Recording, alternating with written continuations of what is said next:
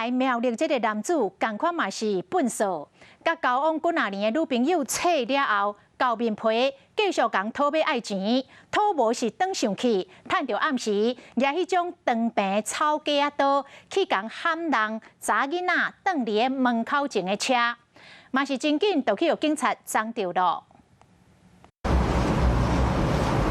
暗时在店外一台黑色轿车咧停车，开车的驾驶摕刀仔落车，对停伫路边的白色轿车黑白喷。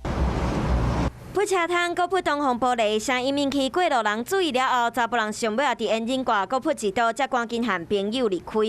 过几分钟，路车主犯停伫厝门卡口的车互毁掉，吊杆失去，才发现下手的是自从分手了后，就一直甲讨钱的姓刘的前男朋友。解释当事人提供的录影画面。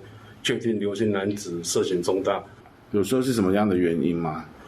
因为他们两位本来是男女朋友，那可能有金钱上的纠纷，那男子一时气愤，所以到他住家旁的道路将其自小客车毁损。警方伫确定身份了后，伫几点钟内就找到这位迫害车的姓刘的前男朋友，伫侦讯了后，依照毁损罪移送侦办。